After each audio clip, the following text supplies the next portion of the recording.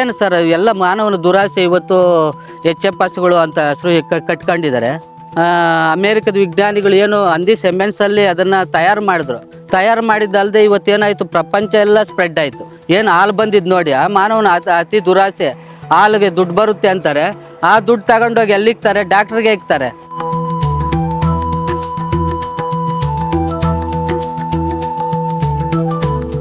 ಗೋ ಆಧಾರಿತ ಕೃಷಿಯನ್ನು ಉತ್ತೇಜಿಸುವ ಉದ್ದೇಶದಿಂದ ರಾಷ್ಟ್ರೋತ್ಥಾನ ಗೋಶಾಲೆಯು ಸ್ವತಃ ಗೋ ಆಧಾರಿತ ಕೃಷಿ ಚಟುವಟಿಕೆಯನ್ನು ನಡೆಸುತ್ತಿರುವುದಲ್ಲದೆ ಈ ವಿಧಾನದ ಕುರಿತು ತರಬೇತಿಯನ್ನೂ ಸಹ ನೀಡುತ್ತಿದೆ. ಇದರ ಪ್ರೇರಣೆ ಪಡೆದು ಹಲವಾರು ರೈತರು ಗೋ ಆಧಾರಿತ ಕೃಷಿಯನ್ನು ಅಳವಡಿಸಿಕೊಂಡಿದ್ದು ಖುಷಿಯ ವಿಚಾರ. ನಮಸ್ಕಾರ ಸ್ವಾಮಿ, ನಮ್ಮ ಹೆಸರು ಬಂದು SN ಗಂಗರಾಜ್ ಅಂತ. ಇದೇ ರಾಷ್ಟ್ರೋತ್ಥಾನ ಗೋಶಾಲೆಯಲ್ಲಿ ಸುಮಾರು 15 ವರ್ಷಗಳಿಂದ ಕಾರ್ಯನಿರ್ವಹಿಸ್ತಾ ಇದ್ದೀನಿ. ಗೋ ಆಧಾರಿತ ಕೃಷಿ ಅಂದ್ರೆ ಗೋವನ್ನೇ ಆಧಾರವಾಗಿ ಇಟ್ಕೊಂಡು ಮಾಡ್ತಾ ಇರೋದು. ಗೋವಿಂದ ಬರ್ತಕ್ಕಂಥ ಗೋಮಯ, ಗಂಜಲ, ಆಮೇಲೆ ಅದರಕ್ಕಂಥ ಹಾಲು, ಮೊಸರು, ಬೆಣ್ಣೆ ಇವುಗಳನ್ನೆಲ್ಲವನ್ನು ಅಧ್ಯಯನ ಮಾಡಿ ಒಂದು ಸಂಕ್ಷಿಪ್ತವಾಗಿ ಮಾಡ್ತಾ ಇರ್ತಕ್ಕಂಥ ಗೋ ಆಧಾರಿತ. ಜನ ಈಗ ತಿಳ್ಕೊಳ್ಳೋದಕ್ಕೆ ಪ್ರಯತ್ನ ಮಾಡ್ತಾ ಇದ್ದಾರೆ. ಗೋ ಆಧಾರಿತ ಕೃಷಿ ನಾವು ಮಾಡಲೇಬೇಕು, ನಮ್ಮ ಮನೆಗೋಸ್ಕರನ ನಾವು ತರಕಾರಿ ಬೆಳಿಬೇಕು, ಸಿರಿಧಾನ್ಯಗಳನ್ನು ಬೆಳ್ಕೋಬೇಕು ಅಂತೇಳಿ ಈಗ ಜನ ಸ್ವಲ್ಪ ಒಲವು ತೋರಿಸ್ತಾ ಇದ್ದಾರೆ. ನಾವು ಇಲ್ಲಿ ನಿರಂತರವಾಗಿ ಬೆಳೆದು ಗೋಶಾಲೆಗೆ ಬಂದು ವಿಸಿಟರ್ಗೆಲ್ಲ ಪ್ರಾತ್ಯಕ್ಷತೆಯನ್ನು ಕರ್ಕೊಬಂದು ಇಲ್ಲಿ ತೋರಿಸ್ತಾ ಇದ್ದೀವಿ. ಬೇಜಾನ್ ಜನ ಬರ್ತಾ ಇದ್ದಾರೆ. ಈ ಗೊಬ್ಬರಗಳು ಎರೆಹುಳದ ಗೊಬ್ಬರ ಮಾಡಿದ್ದೀವಿ, ಗೋನಂದ ಜಲ ಮಾಡಿದ್ದೀವಿ, ಜೀವಾಮೃತ ಮಾಡಿದ್ದೀವಿ. ಇವನ್ನ ರೇಟ್ಗಿಂತ ಕಡಿಮೆ ರೇಟಾಗಿ ಕೊಡ್ತಾ ಇದ್ದೀವಿ. ಅವರು ಅಳವಡಿಸ್ಕೊಳ್ಳೋದಕ್ಕೆ ಮುಂಚಿತವಾಗಿ ಇಲ್ಲಿ ಕರ್ಕೊಬಂದು ತೋರಿಸ್ತಾ ಇದ್ದೀವಿ. ಕರ್ಕೊಬಂದು ತೋರಿಸಿ ಅವ್ರಿಗೆ ಉತ್ತೇಜನ ಕೊಟ್ಟು ಈ ಥರ ಮಾಡಿ, ಈ ಥರ ನಿಮ್ಮ ಆರೋಗ್ಯ ಸುಧಾರಣೆ ಮಾಡ್ಕೊಳ್ಳಿ, ನಿಮ್ಮ ಮೊದಲು ಕುಟುಂಬ ಸುಧಾರಣೆ ಮಾಡ್ಕೊಳ್ಳಿ, ಆಮೇಲೆ ಪಕ್ಕದ ಮನೆಯವ್ರಿಗೆ ಹೇಳಿ, ಆ ಪಕ್ಕದ ಮನೆಯವ್ರು ಹೋಗಿ ಇಡೀ ಊರಿಗೆ ಹೇಳ್ತಾರೆ, ಆ ಥರ ಅಳವಡಿಸ್ಕೊಳ್ರಿ ಅಂತ ಎಲ್ಲರೂ ಈಗ ಜನ ಬರ್ತಾ ಇದ್ದಾರೆ ಸರ್. ಇದರಿಂದ ಉತ್ತೇಜನವೂ ಆಗ್ತಾ ಇದೆ.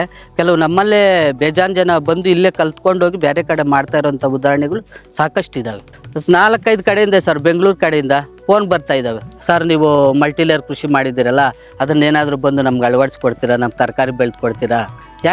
ಯಾಕೆ ಸರ್ ಏನು ಅಂದರೆ, ಇಲ್ಲ ಸರ್ ಆರೋಗ್ಯ ತುಂಬ ಕೆಟ್ಟುಬಿಟ್ಟಿದೆ, ನಮಗೇನಾದರೂ ಬಂದು ತರಕಾರಿ ಬೆಳ್ಕೊಡೋಕ್ಕೆ ಆಗುತ್ತಾ? ಈ ಥರ ಮೂಮೆಂಟ್ ಸೃಷ್ಟಿ ಮಾಡಿದ್ದೀವಿ. ಆದ್ದರಿಂದ ಮುಂದೊಂದಿನ ಈ ದೇಶ, ಈ ಸಮಾಜ ಉಳಿಬೇಕಂದ್ರೆ ದೇಶೀಯ ಹಸುಗಳು ಪ್ರತಿಯೊಬ್ಬರು ಸಾಕಲೇಬೇಕು, ಗೋ ಆಧಾರಿತ ಕೃಷಿ ಮಾಡಲೇಬೇಕು. ಇದರಿಂದ ಬಂದಂಥ ತರಕಾರಿಗಳು ನಾವು ತಿನ್ನಬೇಕು, ಆರೋಗ್ಯ ವೃದ್ಧಿ ಮಾಡಬೇಕು. ಗೋ ಆಧಾರಿತ ಕೃಷಿ ಅನಿವಾರ್ಯ, ತುರ್ತು, ಇದು ಮಾಡಲೇಬೇಕು. ದೇಶ ಉಳಿಬೇಕು ಅಂದರೆ ದೇಶೀಯ ಹಸುಗಳನ್ನ ಉಳಿಸ್ಬೇಕು, ಬೆಳೆಸಬೇಕು, ಸಾಕಬೇಕು. ಮುರುಗೇಶ, ಬೈಲಪ್ಪನ ಮಠ, ಚಿಕ್ಕನಾಯಕನಹಳ್ಳಿ ತಾಲೂಕು, ತುಮಕೂರು ಜಿಲ್ಲೆ. ನಾವು ರಾಸಾಯನ ಮುಕ್ತ ಕೃಷಿ ಮಾಡಬೇಕು ಅನ್ನೋ ಮನೆಯಲ್ಲಿ ಚಿಂತನೆ ಮಾಡಿದಾಗ ನಮ್ಮ ರಾಷ್ಟ್ರೋತ್ಥಾನ ಗೋಶಾಲೆಯಲ್ಲಿ ತರಬೇತಿ ಮಾಡಿಕೊಳ್ಳುವಂಥ ಅವಕಾಶ ಸಿಕ್ತು. 8 ತಿಂಗಳ ಕಾಲ ರಾಷ್ಟ್ರೋತ್ಥಾನ ಗೋಶಾಲೆಯಲ್ಲಿ ನಾನು ಅಭ್ಯಾಸ ಮಾಡಿದೆ. 8 ತಿಂಗಳು ಕಳೆದು ನನ್ನ ಹಳ್ಳಿಗೆ ನಾನು ಹೋದಾಗ 2 ಗೋವುಗಳನ್ನ ಪಡ್ಕೊಂಡು ನಾನು ನನ್ನ ಗ್ರಾಮಕ್ಕೆ ತಲುಪ್ತೆ.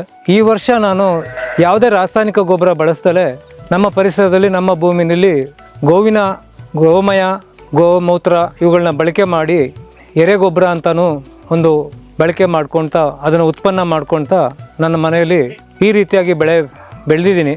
ನಮ್ಮ ಹೆಸರು ಚಂದ್ರಪ್ಪ, ಟಿ ಹೊಸಳ್ಳಿ ಅಂತ ಗ್ರಾಮ. ಮತ್ತು ನಾವು 1 ವರ್ಷದಿಂದ ಇದು ಗೋಶಾಲೆಯಿಂದ ಸಗಣಿ ತೊಗೊಂಡೋಗ್ತೀವಿ, ಗೋಮೂತ್ರ ತೊಗೊಂಡೋಗ್ತೀವಿ. ರೆಗ್ಯುಲರಾಗಿ ಒಂದು 15 ಡೇಸ್ಗೆ ಒಂದ್ಸಲ ಬಂದು ತೊಗೊಂಡೋಗ್ತಾ ಇರ್ತೀವಿ. ಅದನ್ನೆಲ್ಲ ಮತ್ತೆ ಎಲ್ಲ ಮಿಕ್ಸ್ ಮಾಡಿ ಅದಕ್ಕೆ ಮತ್ತೆ ಬೆಲ್ಲ ಎಲ್ಲ ಹಾಕಿ ಅದೆಲ್ಲ ಪ್ರೊಸೀಜರ್ ಬೇರೆ ಎಲ್ಲ ಅದೇನೋ ಮಾಡ್ತೀವಿ ನಾವು. ಇದೆಲ್ಲ ತೊಗೊಂಡೋಗಿ ಮತ್ತೆ ಅದು ಗಿಡಗಳಿಗೆ 15 ದಿನಕ್ಕೊಂದ್ಸಲ ಕೊಡ್ತೀವಿ. ನಮ್ಮದು ಶ್ರೀಗಂಧ ಇದೆ, ಹಲಸು ಇದೆ, ಮೆಕೋಡೋಮಿಯಾ ಅಂತಿದೆ, ಮತ್ತು ರೋಸ್ ಇದೆ, ಎಲ್ಲ ಮಿಕ್ಸ್ ಆಗಿದೆ ಇದು. ಮತ್ತು ಅದಕ್ಕಿಂತ ಮುಂಚೆ ಗಿಡಗಳೆಲ್ಲ ಒಂಥರ ಬೇರೆ ಥರ ಇತ್ತು. ಇದು ಹಾಕಿದ್ಮೇಲೆ ಹಸಿರು ಜಾಸ್ತಿ ಬರುತ್ತೆ ಗಿಡದಲ್ಲಿ. ನಾವು ಮುಖ ತೊಳ್ಕೊಂಡ್ರೆ ಯಾವ ಥರ ಇರುತ್ತೆ, ಇದು ಹಾಕಿದ್ಮೇಲೆ ಅವು ಮುಖ ತೊಳ್ಕೊಂಡಂಗೆ ಇರ್ತವೆ, ಗಿಡ ನಗ್ತಾ ಇರ್ತವೆ.